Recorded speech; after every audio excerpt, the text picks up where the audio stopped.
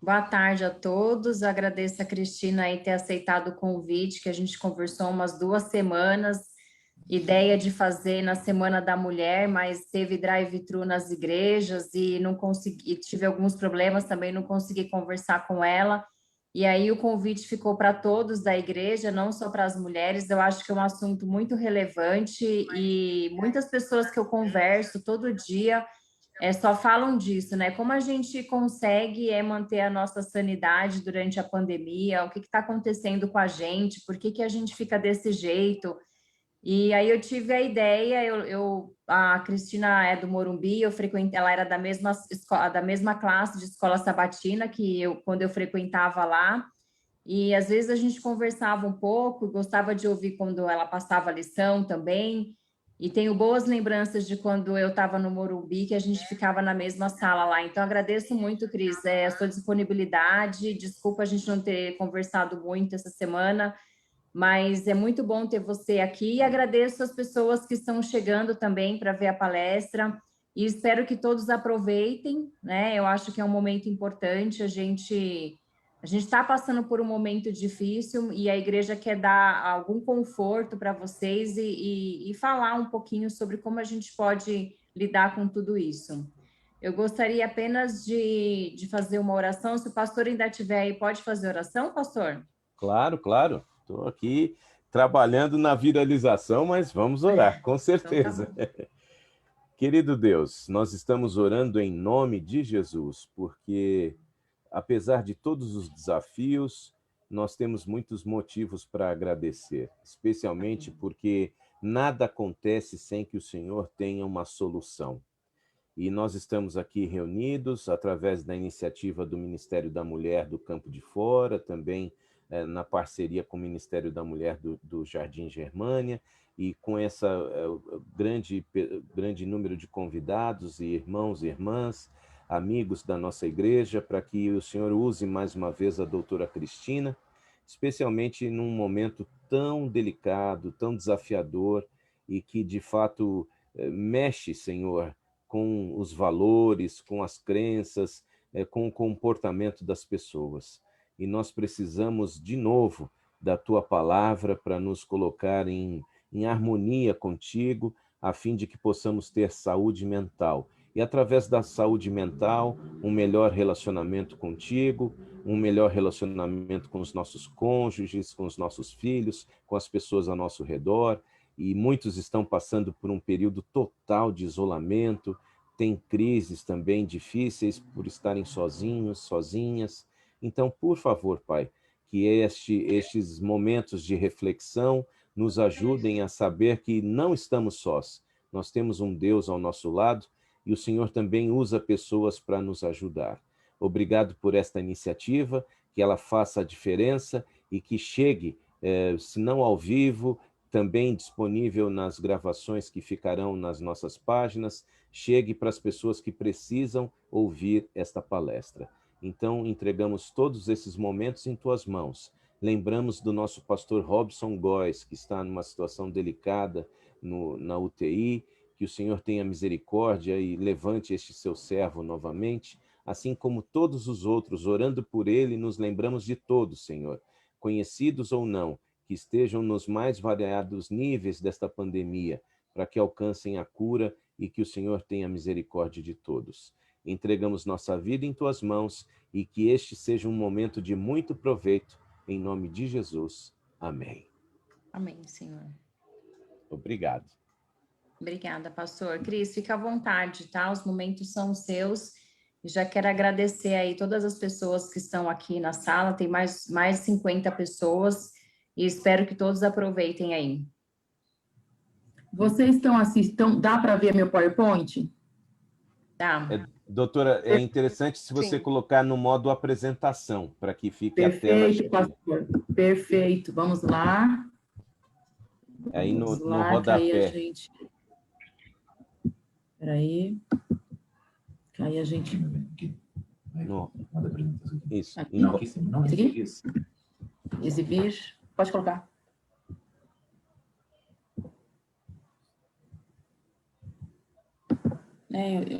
Ok, perfeito. Ok? Ok. Ok. Isso, dá para ver? Dá para ver? Sim, sim. Isso, e daí eu vou seguir. Ok.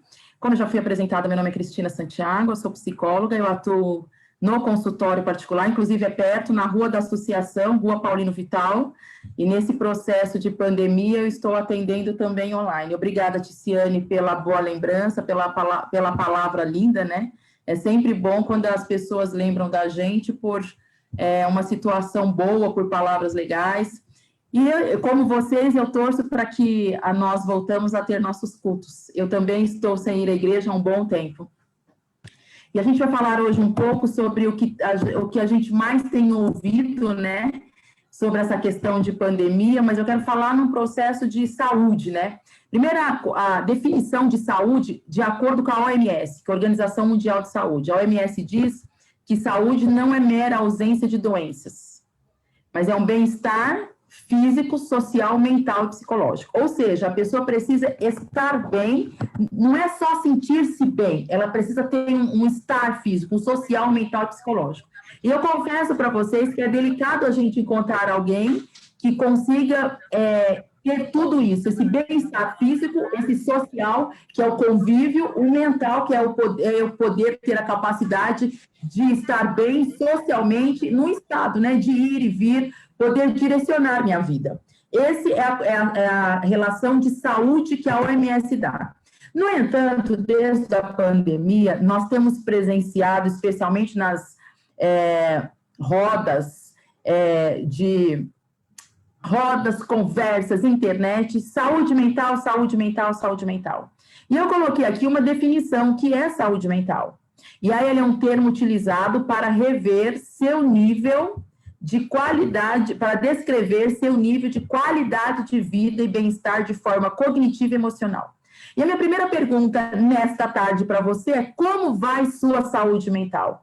Você se enquadra nisso, nesse texto que tem qualidade de vida? Você está sentindo um bem-estar de forma cognitiva, que é o pensamento, é o pensar, é a questão de ir e vir, emocionalmente? Como é que estão as minhas emoções? Então, eu vou discorrer toda a minha fala sobre isso. Quem tiver pergunta, pode ir para o chat. César, você pode direcionar até ver as perguntas e no final a gente responde?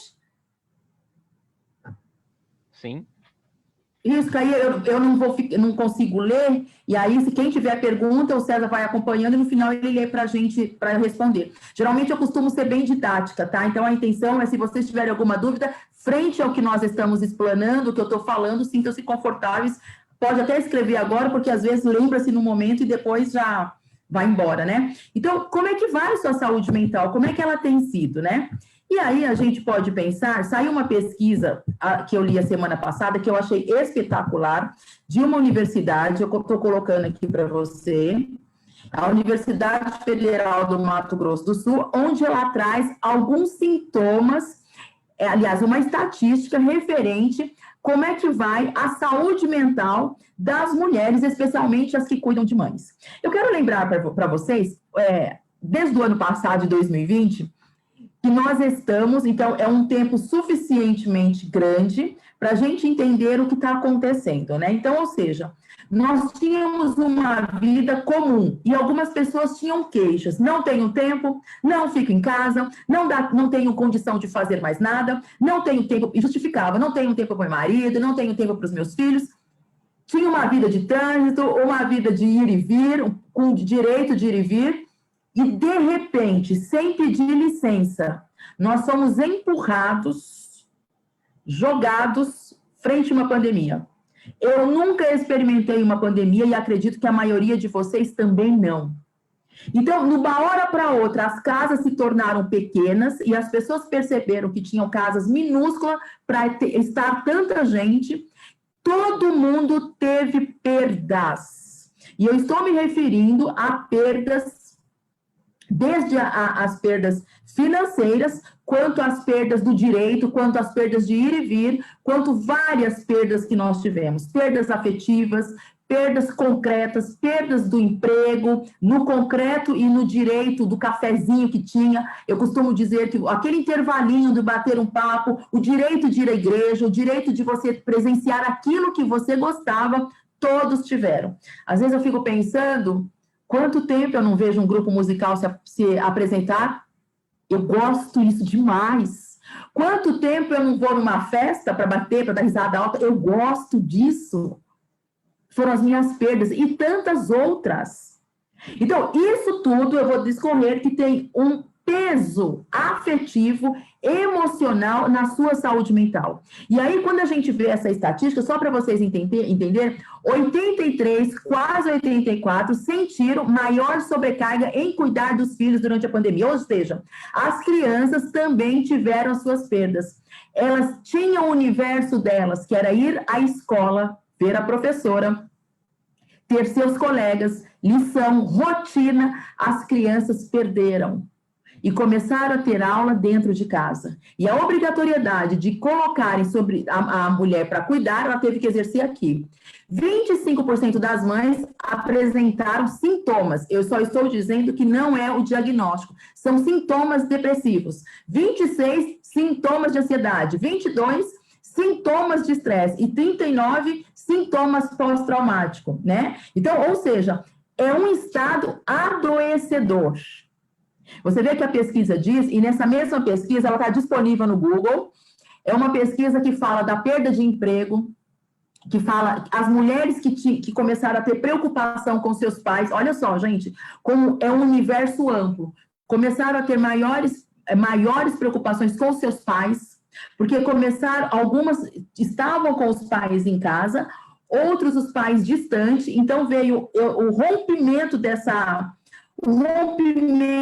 distanciamento deste laço afetivo, e isso dá dor, dá saudade. Muitas pessoas ficaram 1 ano ou mais sem ver seus familiares. A gente sempre cita de pessoas que não cumprem o isolamento, mas muitas pessoas cumpriram. Tudo isso tem um fator emocional. E aqui a gente está falando de que umas pessoas foram começar a apresentar sintomas. Eu vou falar dos sintomas para vocês entenderem o que de fato são. Ou seja, nesse cenário que eu falei para vocês, começa a acontecer frustração. Por quê? Porque a gente começa a ter medo. A gente começa a... para mim fica uma coisa muito clara. Nós perdemos o direito de sonhar. Quem é que nesse momento tem planos para o futuro?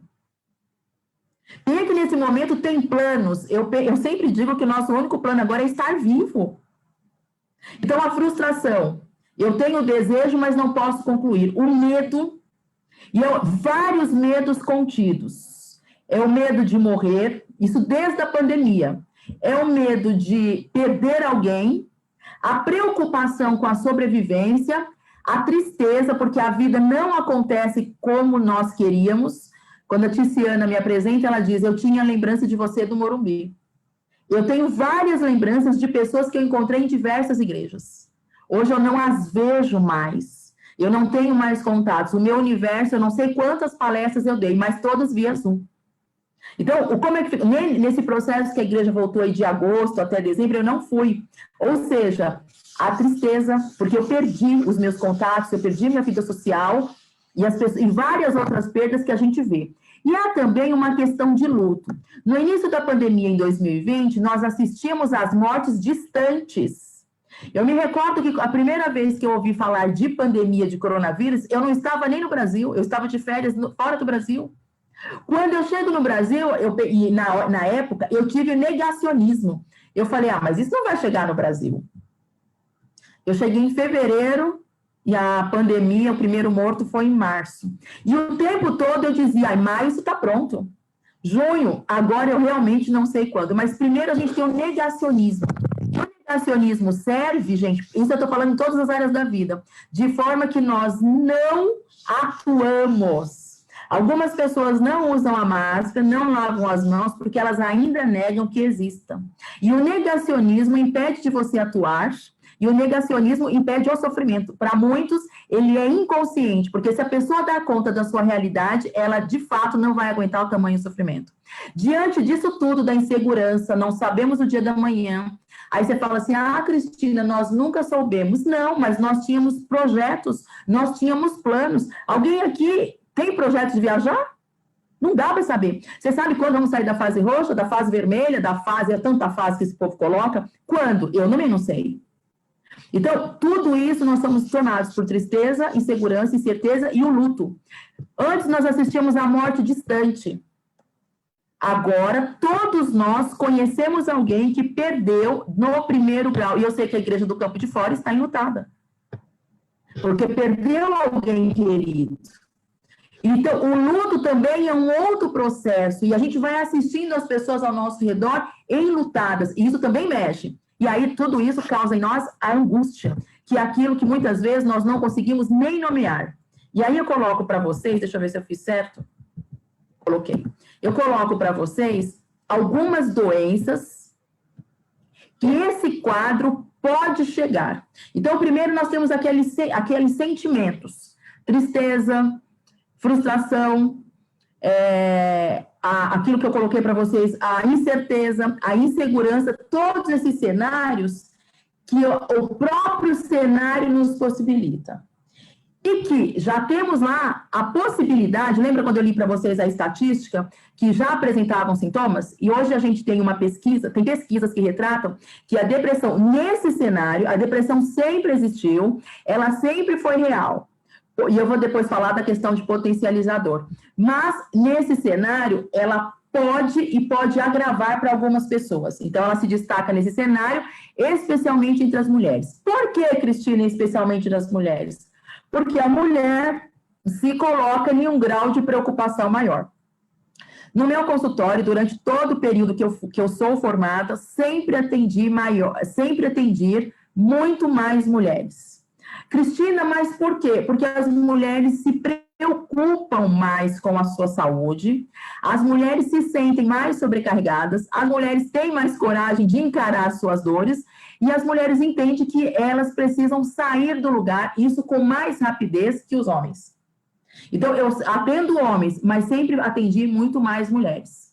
Então, nesse cenário, a depressão, ela se destaca mais, porque a mulher se coloca como ter que cuidar da sua vida profissional, ter que dar conta dos seus filhos, ter que dar conta... A mulher se coloca nesse papel, não estou dizendo que ela tem que cuidar, tá? A mulher se coloca como tem que cuidar dos filhos, da casa, da sua carreira profissional, dar conta de várias questões. Então, ela se sobrecarrega e, obviamente, adoece mais. Nós temos um outro cenário que é de ansiedade generalizada. Deixa eu abrir um parênteses, gente.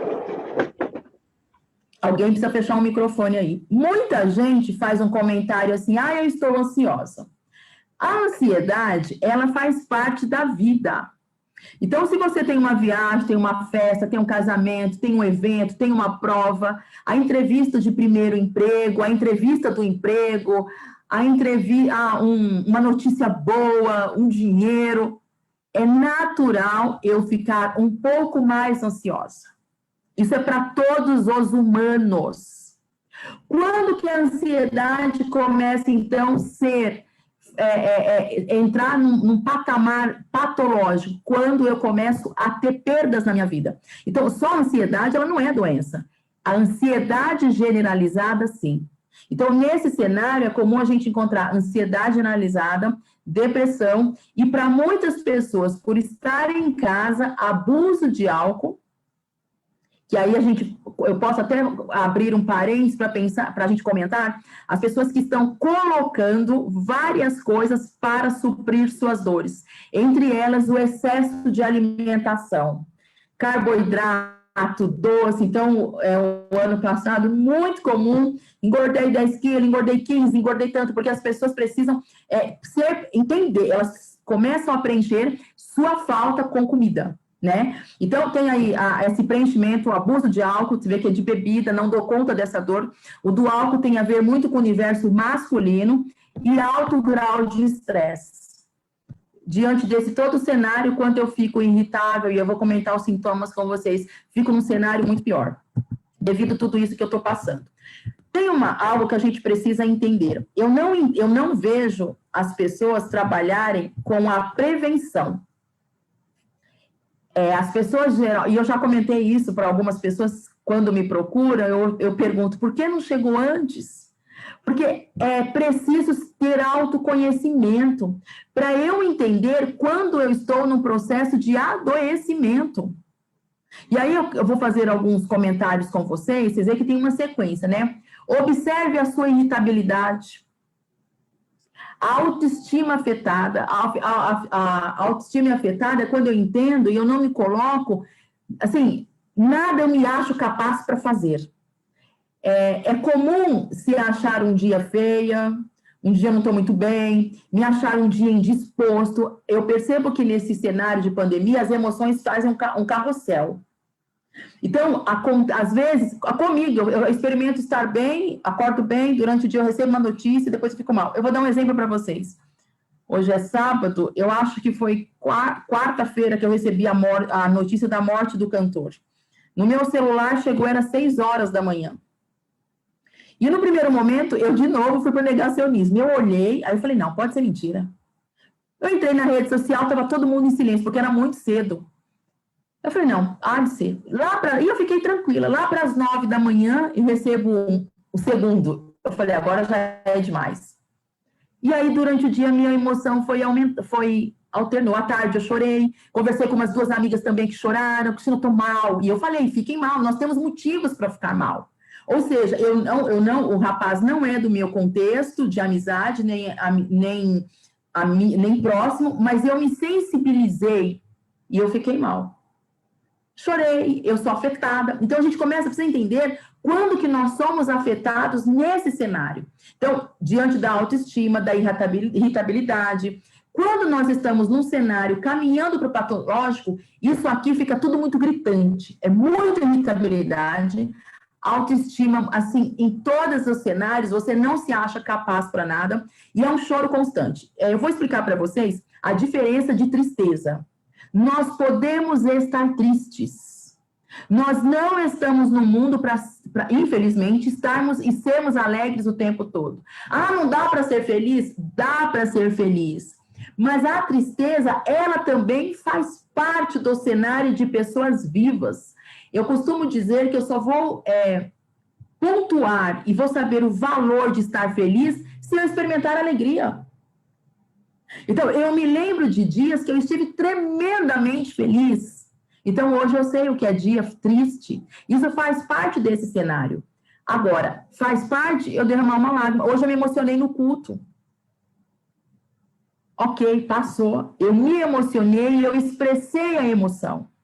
Agora, cuidado, alerta, choro constante. A perda da capacidade é exatamente o que eu falei da autoestima. Eu não me acho capaz para nada. E aí ela acompanha baixa energia. Baixa energia é o mundo cruel, a vida triste, o lugar horrível. Nada eu tenho ânimo para fazer. E eu continuo me cobrando para fazer, mas não consigo ir adiante. Isso aqui eu já preciso estar em um sinal de alerta. Não me parece que o cenário vai bem. Algo pode estar acontecendo. E aí a gente tem essa questão da autocobrança para ir, a questão da solidão, porque o cenário que nós estamos vivendo agora é um cenário solitário e tende a ter um impacto na saúde mental, onde a gente olha, tem quem para contar? Quem é que são os nossos amigos nesse processo? E eu abro um parênteses e me solidarizo com as pessoas que moram sozinhas. Existem mulheres que estão sozinhas, existem pessoas de idade que estão sozinhas, existem homens que estão sozinhos, porque só que antes eles estavam sozinhos e dava conta. Agora todas as nossas atividades voltaram-se para dentro do nosso lar. Diante desse cenário, tem algo que a gente chama fatores de risco, e eu quero que você preste muita atenção nisso. Cristina, o que é fatores de risco? É o que a palavra diz, é quando há uma possibilidade, uma predisposição para acontecer. No cenário de pandemia, eu olho isso e digo assim, gente, nós estamos numa guerra. Não brinque com isso. E essa guerra, ela é tão forte que pode afetar a sua saúde mental. E aí, eu preciso me olhar. Eu penso e não acho que a pandemia é boa, não acho que é bênção, eu não acho nada positivo. Mas eu me sinto na obrigação de pegar esse cenário e fazer dele o melhor que eu puder para eu sair inteira disso. Porém, eu preciso observar os meus fatores de risco. Primeiro, a predisposição. A pandemia pediu, implorou, empurrou-nos para olhar a nossa vida de frente, toda a vida. Espiritual, financeiro, emocional. E aí, por quê? O financeiro, quem não tinha reservas, quem gastava, quem estava totalmente assim, sem vida financeira, adoeceu ou está adoecendo de preocupação mais rápido. A vida afetiva, por que será, isso aí é uma pauta para uma outra palestra, por que será que algumas relações amorosas, afetivas, casamento, perdeu-se? Porque esse cenário nos obrigou a olhar a nossa vida de frente, a entender quem sou. E quando eu digo predisposição, é aquilo que eu nunca olhei e a pandemia me obriga. Isso é um fator de risco. E aí eu contei, a renda econômica, que é um fator social, ela traz preocupação, ela faz com que a pessoa que tenha dívidas, nunca economizou, ou que tenha preocupação com os boletos, tenha problemas nesse cenário para estar com a sua saúde econômica em dia. Eu não preciso dizer que muitos de vocês, ou muitos, não estão podendo trabalhar devido à fase roxa e emergencial que nós estamos. A predisposição, fatores genéticos. Gente, depressão, ela tem fatores genéticos envolvidos. Se eu estou falando, e se nessa tarde, as 86 pessoas que estão aqui, soube que a mãe é depressiva, o pai, a avó, fique alerta. A predisposição é aquele alerta que diz, tome cuidado, alguma coisa pode acontecer. Essas pessoas, aliás, esses grupos de predisposição, renda econômica, que é um fator social, fatores genéticos, até de doenças, né? Precisam estar atentos. E quem está exposto à violência, uma das questões que também aumentou foram a violência doméstica, devido à vítima estar em maior tempo e convivência com seu agressor, a exposição à violência, vivências na infância e vida adulta. O que é isso, Cristina? Pessoas que guardam dificuldades, dores, traumas da sua história. Separações, traumas, marcas, dores, os próprios sintomas da depressão que foram guardando, o estresse que era guardado. Por quê? Porque a gente estava numa vida correndo, né? Então, todo mundo corria e vinha, levava filho para a escola, tinha horário para entrar, para sair, para tudo. E aí a pandemia, vou repetir o que eu falei, empurrou para que resolvêssemos isso. Vivências da infância, as marcas da infância, marcas da história, as dores que fomos crescendo e guardando. E aí agora é hora de acertar. Ao mesmo acontece com a vida adulta, a separação, as dores. E quando eu falo de separação, eu me refiro a todas. A da fase enquanto adulta, dos relacionamentos, as marcas enquanto criança, as separações, as rejeições, a necessidade de aprovação, as várias questões. A pandemia pede isso. E isso tudo aqui também é fatores de risco para adoecimento. Ser mulher, por toda essa questão de fator social, a cobrança que coloca-se em torno do universo feminino, a sociedade é patriarcal, enquanto as mulheres não observarem e não se atentarem a isso, o que estão e que querem fazer conosco, podemos adoecer. Ser negro é um fator, porque a vida do negro é diferente da vida do branco. Deus nos ama todo. Ok, isso é bonito, é legal, mas na prática há uma outra questão envolvida e é um fator social nesse país. As emoções e a cobrança e a posição que se ocupa do branco e do preto é diferente. Quando eu percebo que esse cenário está adoecendo, eu tenho impacto nas relações. Lembra que eu comecei mostrando como é que vai ser, e agora eu já estou falando dos sintomas. Como que você percebe isso? Quando você nota a sua emoção fora do controle. Lembra que eu falei do choro constante, irritabilidade? Gente, e as pessoas nos pontuam, né? Nossa, como você está insuportável. Nossa, como está difícil te aguentar. Nossa, não está dando. Então, as pessoas vão dizendo que está... E, às vezes, eu ouço uma frase assim, nem eu estou me aguentando. É quando você está tão insuportável que nem você mesmo se aguenta. Então, é uma emoção fora do controle. Há um impacto nas relações e há um impacto também na produção. O que é isso? Nós temos que produzir. Nós temos que produzir no emprego, nós temos que produzir na igreja, onde nós estamos. E quando começar um processo de adoecimento, a produção vai caindo. É quando você percebe que não tem mais o desejo de produzir como antes. É como você percebe que não tem mais o desejo de fazer como antes. Eu não estou dando o resultado. Então, frente aos sintomas e o processo de adoecimento começa isso, impacto nas relações, impacto na produção. Você nota que você começa a ter perdas naquilo que você considera mais importante. A baixa da energia de desânimo, eu citei quando eu falei de fator da depressão, uma insônia ou hipervigilância. O que é insônia? É aquilo que não é na primeira ou na segunda noite, tá? Tem uma quantidade de dias que a insônia, já pode dizer que é insônia, quando você ou deita e demora a dormir, ou também quando você perde perde o sono durante a noite. A hipervigilância é esse estado de alerta que nós nos colocamos o tempo todo. Alguma coisa vai acontecer. É muito comum a hipervigilância estar associada à insônia, tá? Eu estou tão vigilante, tão alerta, que eu tenho insônia. Aviso importante, nesse cenário, o que eu devo me cuidar? E agora a gente vai para aquele pedaço que é a receita, né? Mulheres, não se cobre tanto. Assim, a gente chegou num momento da história que é fundamental observar o que é prioridade. O que é prioridade para você?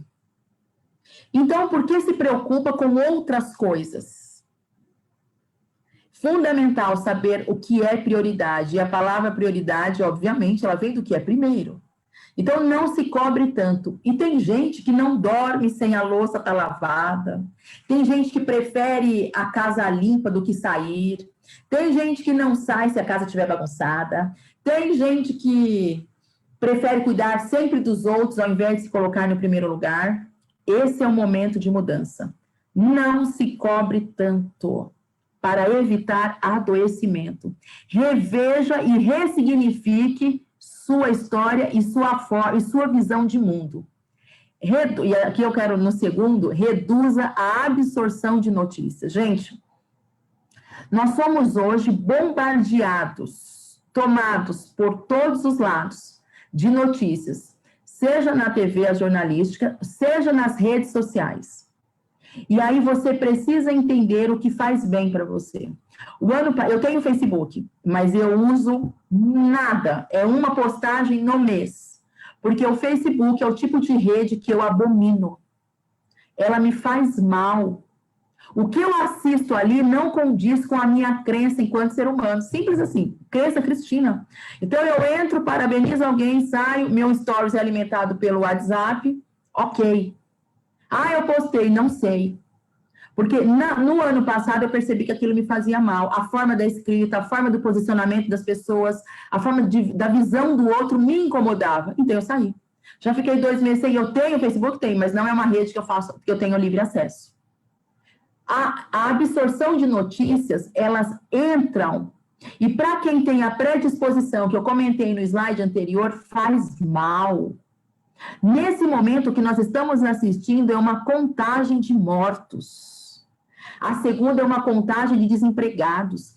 A terceira é uma briga de direita e esquerda, que não vai nos levar a lugar nenhum. Nosso lugar não é nem na direita e na esquerda. Nosso lugar, para quem tem fé, é ao céu, e é no céu, e é um olhar para cima. E eu estou percebendo que as pessoas estão perdendo a visão de mundo, a visão de objetivo, quando se envolve nessas discussões. Cristina, mas é política. Eu posso entender de política sem me interessar pelo que eu estou assistindo no meu país, porque eu não tenho, nesse momento, poder de mudá-lo. Então, reduza, entenda e escolha o que você quer saber, afinal. Porque ficar ouvindo, reouvindo, isso faz mal. E não adianta culpar a emissora, porque quem é o dono do controle remoto é você. É você que tem o poder de mudar e de sentar e de levantar-se. Nesse cenário, gente, escolha atividades prazerosas. Vocês sabem que eu me questiono por que algumas pessoas se queixam tanto por estarem dentro de casa. O que a casa de vocês tem, ou o que a sua casa tem, que ela é tão ruim? Esse é o momento de responder. Porque a casa é o lugar de acolhimento, a casa é o lugar que eu vou e volto, a casa é o lugar para eu estar, a casa é o lugar que eu deveria me sentir muito bem, a casa é o lugar dos encontros. Esta casa, ela precisa ser prazerosa. Então, nessa casa onde você habita, ela precisa ser desenvolvida e você encontrar, porque é nela que nós estamos passando a maior parte do tempo, o que é de prazer que eu posso fazer. E eu vou dar uma sugestão para vocês. Quem está esse tempo dentro de casa, arrume uma atividade que você gosta, se interesse por algum assunto que faça diferença, se interesse por algum assunto novo para você estudar, se interesse por algum ideal de vida, alguma idealização. Eu vou dar um exemplo. O ano passado eu comecei a ler mais sobre o universo vegano, porque eu não tinha tido tempo de saber sobre isso. Eu comecei a ler algumas pautas que eu já tinha ouvido falar, mas eu não tinha tido conhecimento. E eu comecei a me envolver nisso, porque eu queria aprender. Eu tive tempo, eu comecei a ler sobre, a entender, a ouvir sobre, se envolva. E para mim dava prazer. Outra, nós estamos isolados, não podemos abraçar, não podemos beijar, mas nós podemos ter contato com as pessoas. Faça videochamadas, ouçam a voz. Essa semana uma amiga fez aniversário, eu não sei se ela está aí para me falar o nome dela. E eu falei, tem um ano que eu não ouço a tua voz. E a criatura pegou e me ligou. Eu tenho amigas que a gente se fala por telefone, porque eu quero ouvir. Eu tenho pessoas que a gente se fala de videochamada, porque eu quero ver. Isso diminui a solidão. Comece a entender que as relações humanas, elas são fundamentais. Senão, quando nós saímos desse cenário, desse isolamento, vamos abraçar quem? Então, invista tempo em ligar, de conversar, não ficar só no WhatsApp, né? Faça videochamada, vai fazer bem para você, olhar o rosto do outro, jogar a conversa fora, para quem está sozinho, para quem tem tempo, liga, conversa coisas que não tenha peso. E aí vem algo que eu considero também muito importante, nomeie os seus sentimentos. É muito natural as pessoas dizerem assim para mim, especialmente na clínica, né? Não, isso é bobeira. Não, o que eu estou sentindo não é importante. E ela tá me dizendo só algo assim, eu não aprendi a nomear e, ao mesmo tempo, a olhar o que eu sinto. Nomear é dar nome. Diga o que você sente.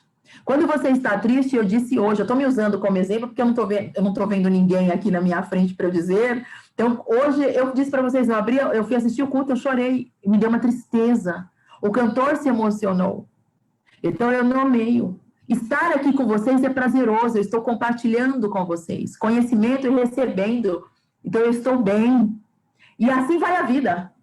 Né? Então, nomeie, dá nomes ao que você sente. Eu estou angustiada, eu estou feliz, eu estou triste, eu estou preocupada, eu estou tensa. Comece a nomear. Reconheça o que você sente. Nós somos feitos do pensamento, de um corpo e de sentimentos. Os três caminham juntos e esses três precisam falar a mesma língua. Isso é bonito. Então, quando eu penso, eu sinto e o meu corpo fica bem.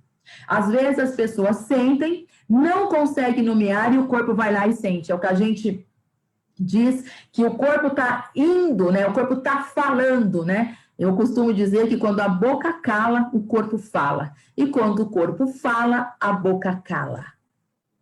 Consegue entender? Então, o que acontece? Eu preciso nomear o que eu sinto. Estou cansada, estou com medo, estou triste, estou ansiosa pelo evento da manhã. Nomeei pelo evento da manhã. Estou grata, porque a gente também tem coisas boas acontecendo, né? Estou grata, estou feliz. A coisa aconteceu o que eu queria. Alguém saiu do hospital, estou feliz. E aí a gente vai conseguindo nomear. E aí eu começo a enfrentar. Não tem como eu enfrentar o que eu não consigo dar nome.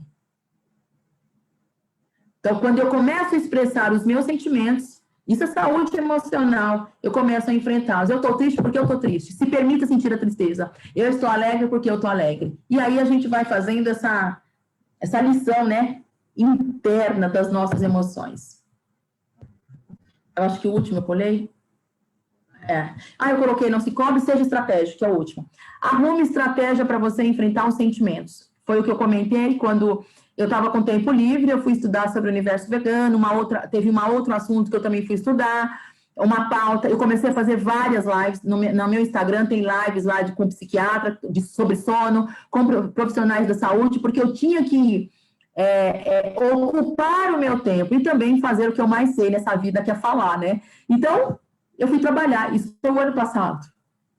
Eu comecei a me ocupar, fiz semana de oração no Facebook, comecei a me ocupar. Então, eu usei de estratégia, né? Conhece o ditadozinho de mente vazia? Então, eu comecei a me ocupar daquilo que me faz bem.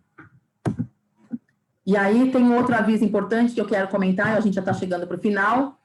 Como que eu posso ter prevenção? Eu disse que nós somos tardios na prevenção. Existe a prevenção primária e a prevenção secundária. Mexa o corpo. Exercício físico cura e previne.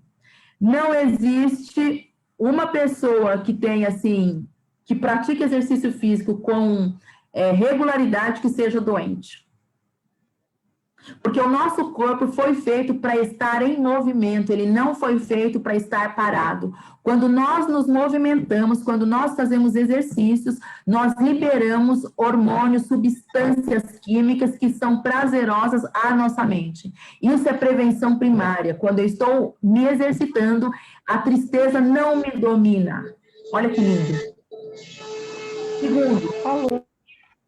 Não espere o seu limite chegar. As pessoas chegam quando já vamos para a prevenção secundária, quando já tem que ir para o psiquiatra ou quando tem que entrar na medicação. Por que isso? Porque elas nunca se preocuparam com a prevenção primária. Lembra quando eu comentei da história? Na sua história de dor, elas foram guardando as suas dores, os seus traumas, as suas marcas, elas foram guardando aquilo que fazia mal. E nesse cenário, tudo potencializa. Deixa eu fazer uma observação. É comum as pessoas me perguntarem assim, nossa, deve estar todo mundo em terapia. As pessoas que estão no meu consultório em terapia, elas não estão por causa da pandemia. Elas estão porque a pandemia potencializou o que estava guardado. Quem tinha medo, o medo ficou maior. Quem tinha dores, a dor ficou maior. Quem tinha predisposição para algumas doenças, chegaram agora.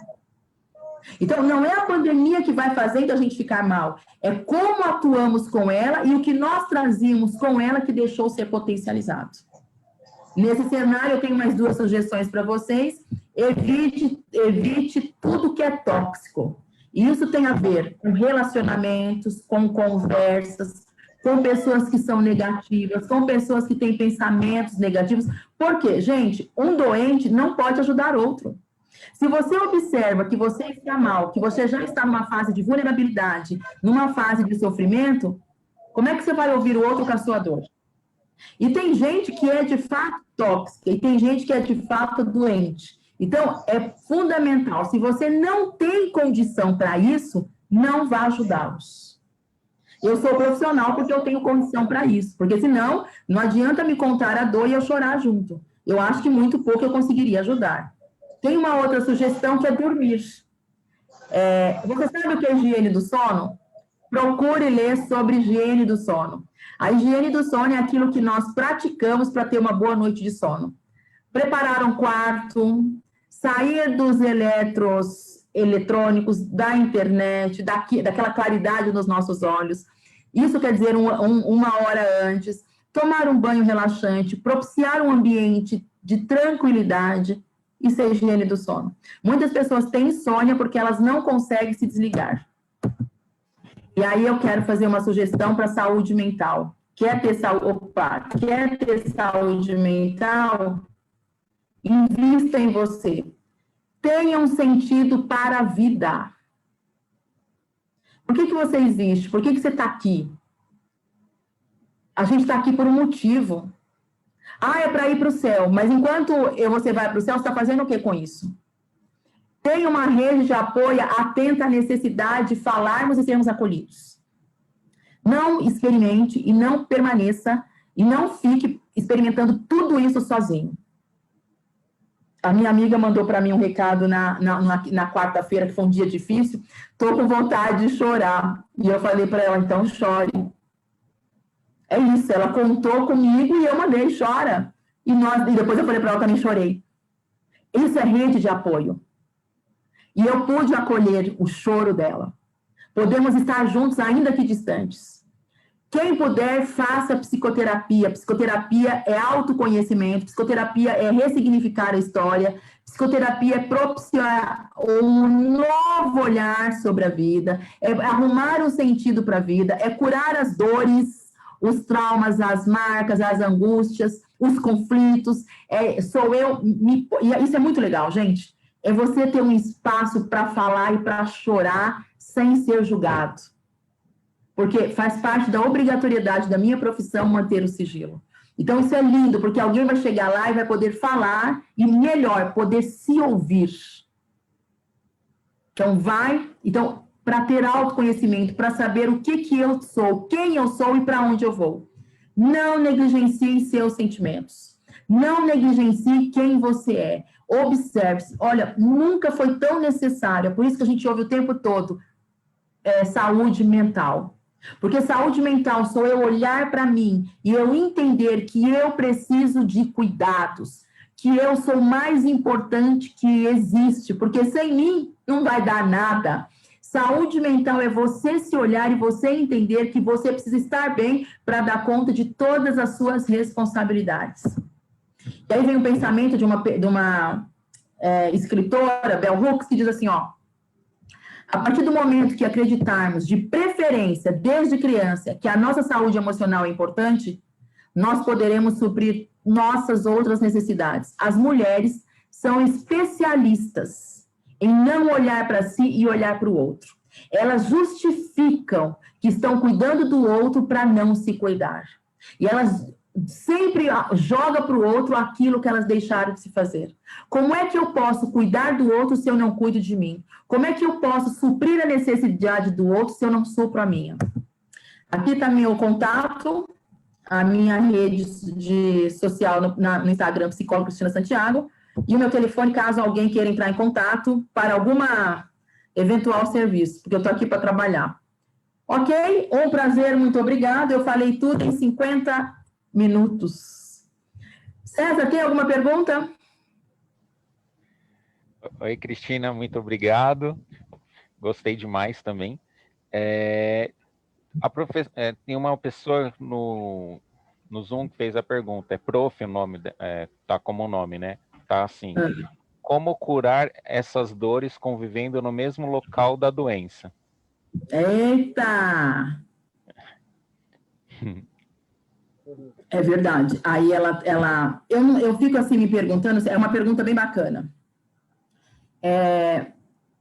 Quando eu ouço essas questões, e aí num cenário da psicoterapia, é mais fácil trabalhar o fortalecimento de alguém para sair do cenário.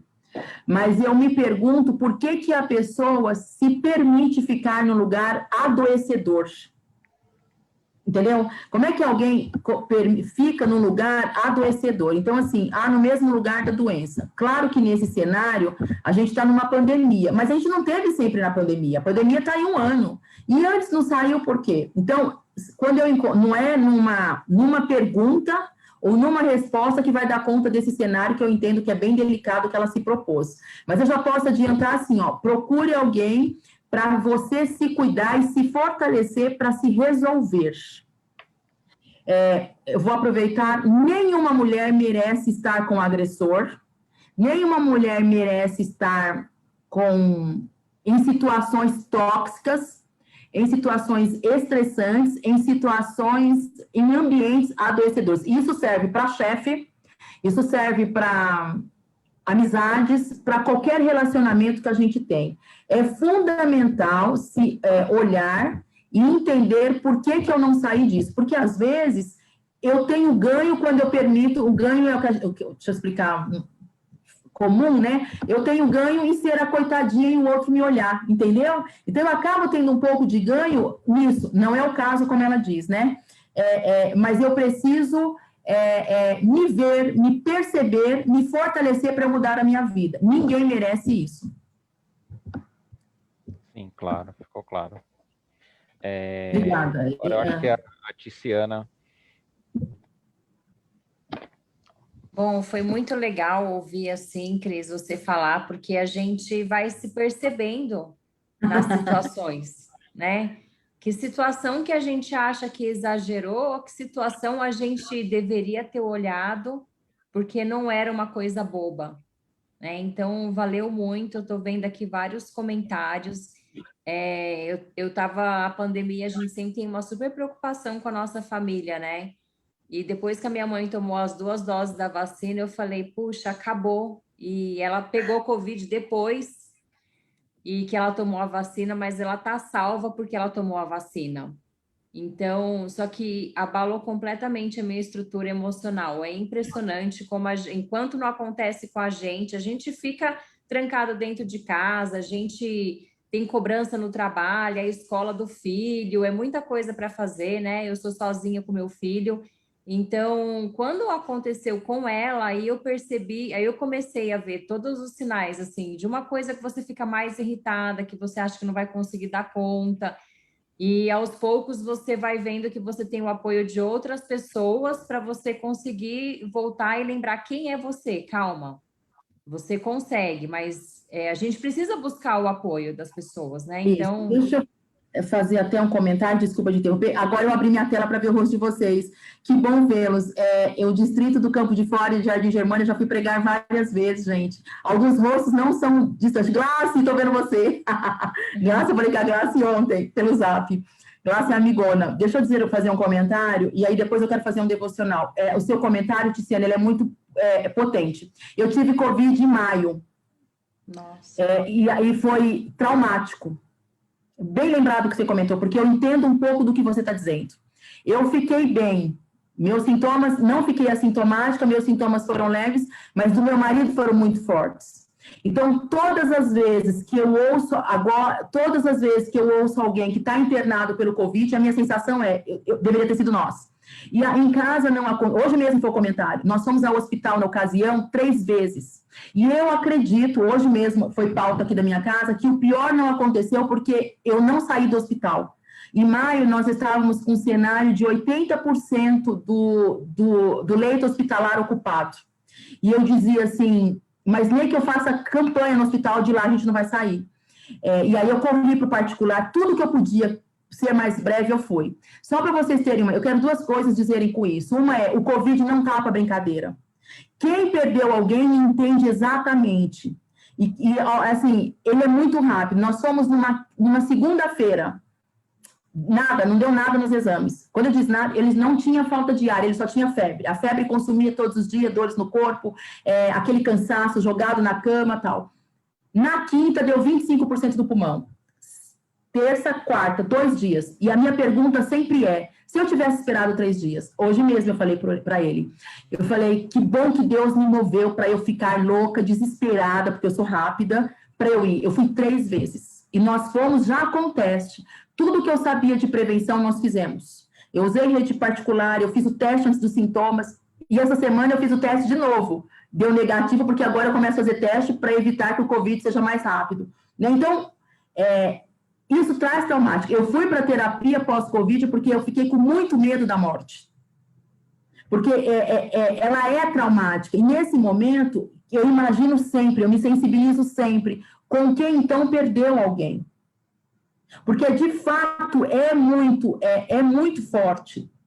Perder, se despedir, não ter todo esse ritual que nós estamos acostumados, sentir muito na pele. Então, quando você diz, a minha mãe esteve, imagina só o fato de saber e a possibilidade de um agravamento no quadro.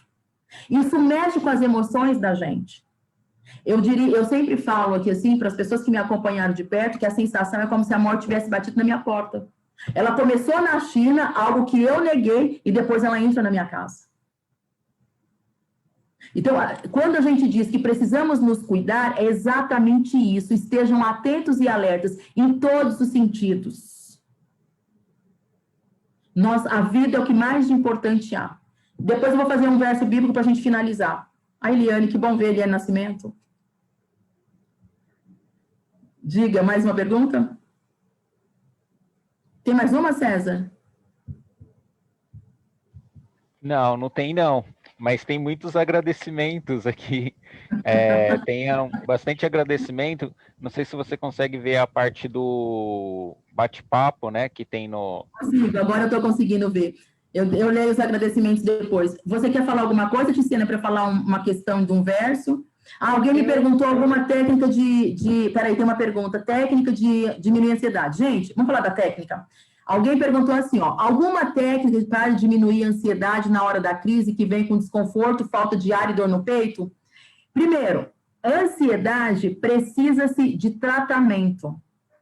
Dependendo do grau, vai ter que ter medicação. Dependendo do grau, você vai aprender a lidar. Porque a ansiedade, outro dia eu ouvi eu acho que uma mãe me falou, eu acho. Ai, mas ela é ansiosa desde criança. E os pais potencializam a ansiedade. Outro dia eu estava no metrô, antes da pandemia, e uma mãe disse assim para uma criança, devia ter uns 3 anos, se você for ali, o bicho pega. Olha, na minha frente. O que a criança vai entender? Ela começa a ter medo. Então, esse direito de ir e vir, ela já começa a ser pautado no medo. O medo e a ansiedade, eles caminham muito perto. O medo é bom porque ele me diz que eu não devo sair 3 horas da manhã na rua. O medo é bom porque ele me protege do mal. Mas a partir do momento que eu começo a ter medo, que aí quando ela conta, medo de ir na entrevista, medo de andar sozinha, medo de dirigir, medo de envolver num relacionamento novo, medo de engordar, medo de acordar, começa a fazer mal. Técnica, meditação ajuda. Ó, entra no YouTube e procure técnicas de relaxamento, de respiração. Existem várias técnicas que podem ajudar. Ouvir música. Se você perceber que o coração tá cardíaco, coloca uma música lenta, dá uma respirada, e você tem que entrar em contato com você. Isso pede autocontrole. Mas é fundamental você entender, isso é a terapia que proporciona. Por que eu sou ansiosa? De onde vem isso? E se só a terapia não funcionar, é preciso medicação.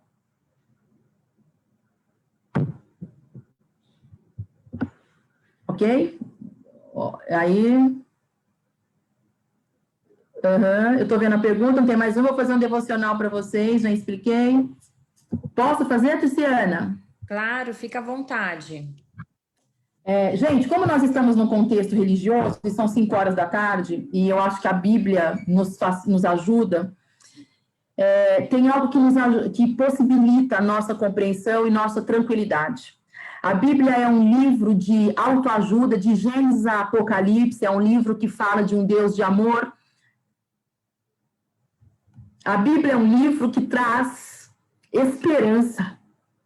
Mas eu quero falar para vocês de uma esperança real. De uma esperança que a gente precisa agora, nesse momento, entendê-la na prática. A gente precisa, nesse momento, praticar. Porque é doloroso quando a gente acorda e sabe de um jovem de 23 anos, depois um adulto de 44, depois de 2 entubados, depois você vai para a clínica e você começa a ouvir várias coisas. A palavra de Deus, ela nunca se tornou tão necessária na prática como agora. E ela me conforta quando eu penso que tem um Deus no céu que escreveu e que inspirou homens para escrever e para me tranquilizar. Nesta tarde, você precisa ter a certeza de que é amado por Deus. Porque se a gente não tiver certeza do amor de Deus, eu não sei como nós levantaremos para tomar conta da nossa vida.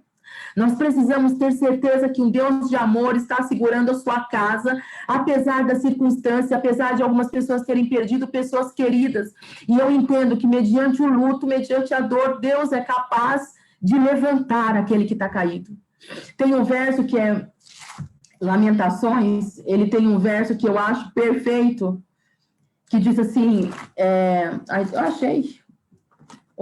eu ia falar de cor, mas eu achei. Lamentações 3:21 diz assim, ó. Todavia, lembro-me do que pode me dar esperança. O livro de Jeremias é feito por um homem que sofria demais. O livro de Jeremias, quando você lê, eu cheguei a grifar tantas as vezes que Jeremias colocou a dor no corpo, isso chama-se somatização. E nessa parte da Bíblia, Jeremias diz assim, ó, eu preciso me lembrar daquilo que me dá esperança. Todos nós tivemos e temos alguma coisa na vida que nos encheu de alegria. Hoje mesmo eu disse aqui em casa, Renato, eu acho que eu aguentei 2020 porque eu tinha acabado de chegar da viagem dos meus sonhos. Eu fiz um safari na África. Então eu tive dias assim, exuberante de felicidade. Eu sei o que é felicidade. E é por isso que tem horas que eu sei o que é tristeza. E aí a Bíblia diz que, Jeremias diz assim, ó, eu me lembro do que pode me dar esperança. Ele está dizendo assim, ó, eu me lembro daquilo que vai me tirar do lugar onde eu estou. E ele continua assim, ó, graças ao grande amor do Senhor, é que nós não somos consumidos. E eu penso nisso.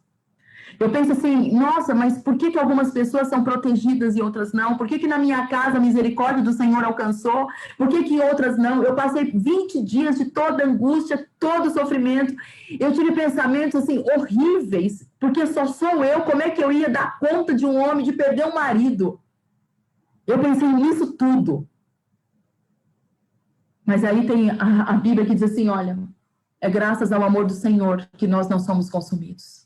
É graças ao amor do Senhor que nós não somos entregues. E aí continua, um verso lindo, pois as suas misericórdias, elas são inesgotáveis.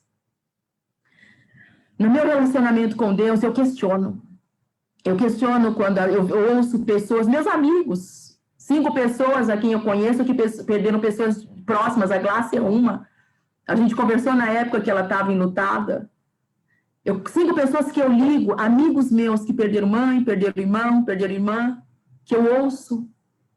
E aí, eu tenho que pensar na misericórdia do Senhor, que precisa se renovar na minha vida toda manhã. Gente, nós não podemos fraquejar, nós podemos estar tristes. Nós podemos chorar, porque eu também choro de alegria e de tristeza. Mas nós não podemos fraquejar. Eu não quero dizer para vocês que a gente tem um céu para encontrar, eu quero dizer que a gente tem Jesus para nos esperando. Nós temos um Jesus que eu fico pensando, e eu pergunto, Senhor, como é que você aguenta ver tanta gente chorando? Tantas cenas de cemitério, é horrível aqueles túmulos abrindo na nossa frente. É horrível, nossa, eu pelo menos tenho essa sensação, quando que vai ser na minha casa? Porque eu ainda tenho paz, graças. Tem pessoas que eu amo. E aí a gente precisa estar em pé acreditando, graças ao grande amor do Senhor, é que nós não somos consumidos. Você quer uma receita para dar conta disso tudo? Segure nas promessas do Senhor. O Senhor é meu pastor e nada nos faltará. 1000 cairão ao teu lado, 10.000 à tua direita. Repita os versos da Bíblia. Esses são comprimidos para a alma, para aqueles que ainda não estão doentes e têm medo de adoecer.